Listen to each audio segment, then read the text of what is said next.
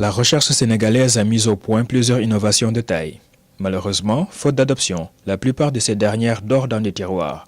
Pour y mettre un terme, l'USAID, à travers le projet Sustac DST, a décidé de mettre au point un outil d'aide à la décision pour l'adoption à grande échelle de nouvelles variétés à double usage de mil et de niébé au Sénégal. Il y a eu beaucoup d'innovations qui ont été mises au point au niveau du Sénégal et même dans la sous-région. Mais le problème qu'on constate, c'est qu'effectivement la mise en œuvre, l'adoption pose problème. Et donc nous, on a essayé de voir est-ce qu'on peut mettre en place un outil qui aide les gens à décider par rapport à l'adoption ou non. Après 18 mois de mise en œuvre, l'équipe du projet, exécutée en partenariat entre le CERAS, le groupe Mathematica de Washington DC et le programme SEAL de Kansas State University, a procédé à la restitution de l'outil. À un moment donné, la nourriture des animaux pose un gros problème.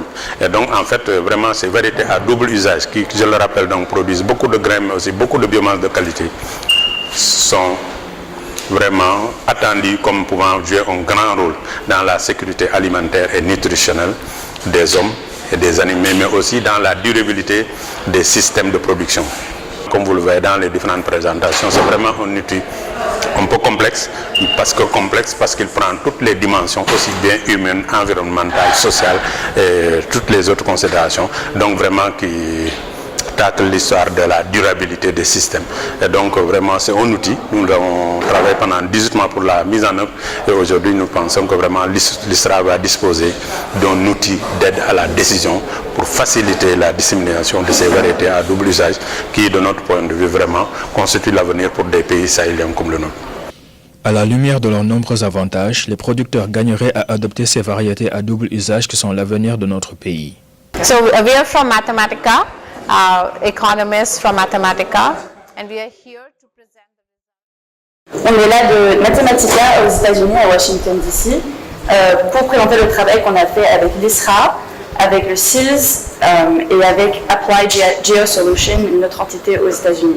Et donc on est là pour expliquer qu'il est important de regarder les résultats, non seulement du côté agronomique, mais aussi de tous les aspects qui peuvent être affectés.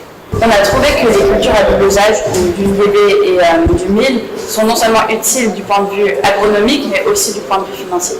Par contre, ça réduit les bénéfices en gaz à effet de serre.